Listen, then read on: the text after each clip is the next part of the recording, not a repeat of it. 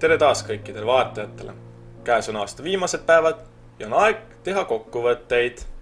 Täna on 30. detsember 2016 ja alustab saade avameelselt.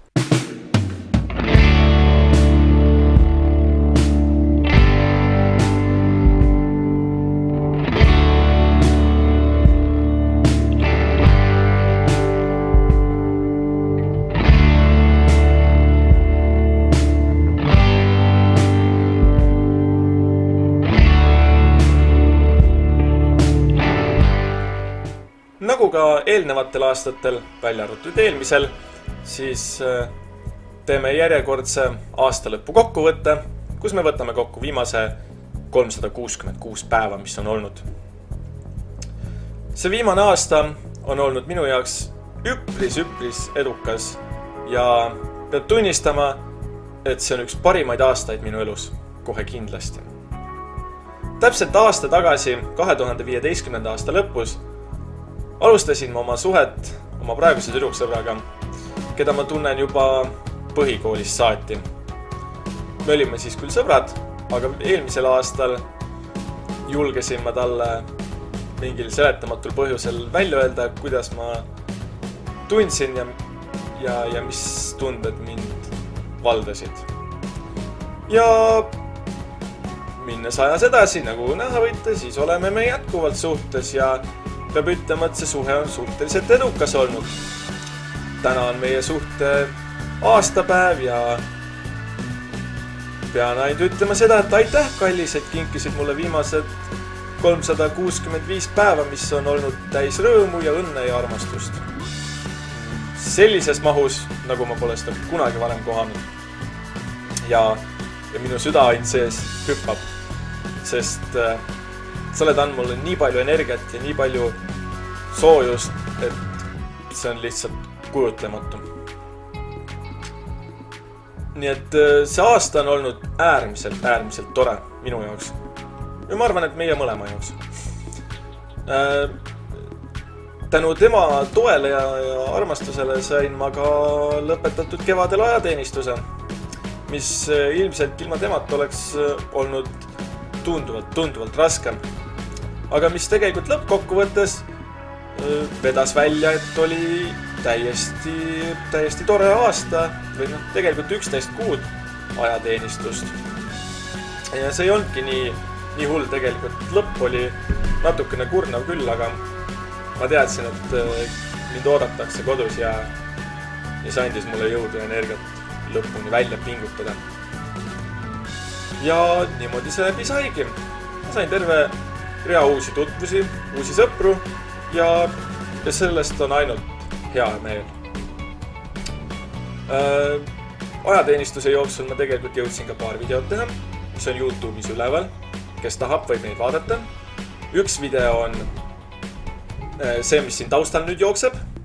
See on meie kompani video, mis sai tehtud viimaste paari päeva jooksul, mis ma ajateenistuses olin enne reservi minekut.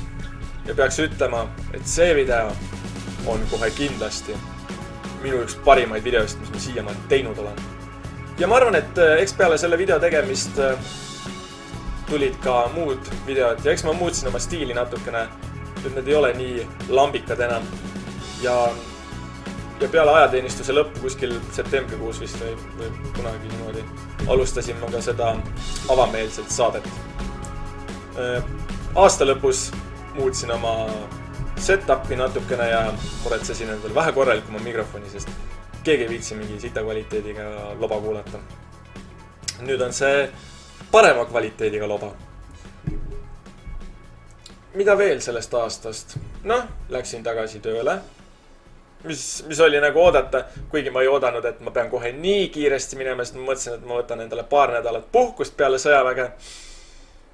Aga see ei vedanud päris niimoodi välja. Läks võib-olla mööda 3 või 4 päeva kõige rohkem, kui mulle juba töö juurest helistati, et äkki ma tulen tööle. Ja selle vastu ei olnud mul ausalt tööda midagi ja mind oodati tagasi ja see oli nagu puhas rõõm oli tagasi minna.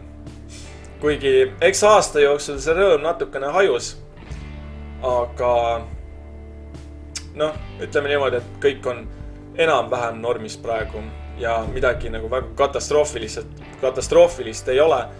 Mõned asjad küll on, mis käivad natukene närvidele, aga mille suhtes ma ei saa mitte midagi parata, sest lihtsalt mõned inimesed ei kuula seda, mida võib-olla targemad inimesed räägivad. Ja eks ma olen nii mõndagi rääkinud, aga mul on saane tunne, et ega keegi väga kuulanud ei ole. Ja tegelikult nende avameelsed saadetega on täpselt sama lugu. Ma olen teinud neid nii mõnegi, kui ma nüüd täpselt oskaks öelda, mitu tükki ma neid tegin. No, välja arvatud see, siis on neid 1, 2, 3, 4, 5, 6, 7 äkki. Ja neid on hetkel 7. Koos selle osaga on 8. Ja eks nende saadete tegemise käigus on minu käest küsitud, et kas ma vihkan naisi või? Ei, tegelikult ei vihka ja ega ma ei vihka ka feministe otseselt. Lihtsalt need videod, mida ma olen saanud kasutada, need on olnud sellised natukene kiiksuga, sisuga ja mul ei ole nende inimeste vastu otseselt midagi, kes neid videosid teevad, aga lihtsalt nende mõttemaailm on tavainimeste omast natukene kuidagi teises kohas. Ta ei ole nagu normaalse inimese mõtlemine päris. Ma saan aru, et neil on omad probleemid ja kõikidel inimestel on mingid probleemid, mis neid nagu segavad. Aga olgem ausad, nende inimeste probleemid, kellest ma rääkisin siin, nende omad on, no kuidas öelda, välja mõeldud ilmselgelt. Sest need ei ole nagu reaalsed probleemid, mis nagu tavaelus päriselt on ja täiesti halbu asju, mis maailmas on. Nad võtavad selle endale ja üritavad seda kuidagi väänata ja siis on umbes selline tunne, et selles võtmes nagu nemad räägivad, on see nagu halb, aga kui rääkida selles võtmes, mida need nagu tegelikult tähendavad, siis on see palju halvem. Ja see, et nad kasutavad mingid reaalseid probleeme oma mingite väljamõeldiste taustaks, on tegelikult tohutult halb ja see tegelikult rikub inimkonda ausalt öelda natukene. Ja eks ma otsustasingi sellepärast nendele videotele vastata. Jah, tõsi, nendel videotel pole eriti palju vaatamisi, mõnedel on paarkümmend, ühel on 200, ühel on 100 ja tegelikult ei ole vist. Ainult ühel videol on 200 vaatamist ja natukene peale. Ülejäänutel on siin 30 ringis. Ega ma tegelikult ei oodanudki väga, et minu videod väga populaarseks saavad. Tegelikult nad pole kunagi olnudki. Tõsi, selle aasta jooksul ma väga muusikavideosid ei teinud. Tegelikult, mis ma siin tegin, mingi 5-6 tükki võib-olla, tegelikult rohkem on neid. Ma tegin selle aasta jooksul kokku 63 videot. Osad on nendest sõjaväega seotud. Üks on üks aastate tagune meenutus ja kui keegi tahab teada, mis meenutus see on, siis kirjutage mulle, ma saadan teile videolingi, saate vaadata, sest see video on peidetud sellepärast, et mõnele inimesele ei meeldinud see, et see avalikuks tuli. Aga tegelikult selles ei ole mitte midagi halba, see on lihtsalt, ma arvan, et sellest on isegi 20 aasta tagune video on see, mis minu arust on lihtsalt väike meenutus sellest ajast, kui me olime noored ja väiksed veel. Mis on nagu täiesti nendele inimestele, kes nagu seal ise olid, minu arust on see nagu hea meenutus ja hea väike tagasivaade.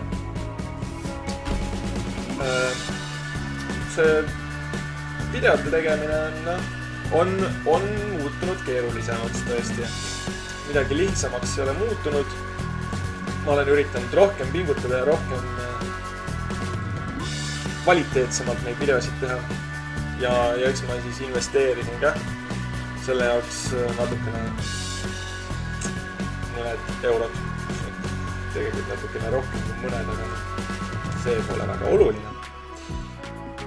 Aga ühesõnaga see aasta on olnud tegelikult äärmiselt tore ja eks meie suhe on muutnud mind võib-olla natukene rõõmsamaks ja teinud minu elu natukene ilusamaks, kui see on kunagi varem olnud selle üle on mul ainult hea meel ja ma soovikski siit ainult sellest aastast järgmisesse aastasse kaasa võtta ainult selle hea tunde ja siira rõõmu, mis mind valdab.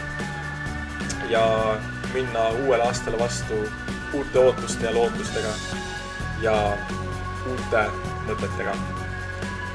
Ega ma väga uuelt aastalt ei oota mingeid hiigelsuuri muutusi.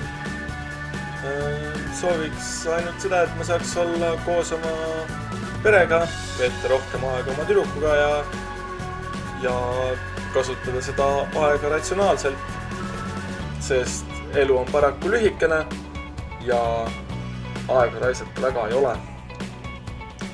Aga mõne minuti võib ikka vahepeal.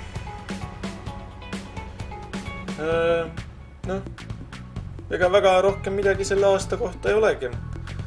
Ühesõnaga kogu aasta on olnud väga tore. Tänan kõikidele, kes selle toredaks muutsid ja ma loodan teid kohata juba järgmisel aastal 2017. Ja siinkohal ma arvan, et võikski sellele joone alla tõmmata ja kohtume juba uuel aastal. Tänan vaatamast, likeige, kommenteerige, subscribe'ige ja kellel on küsimusi, palun küsige.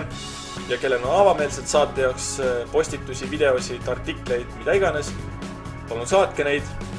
Ma väga ootan neid ja selle koha pealt vist olekski kõik.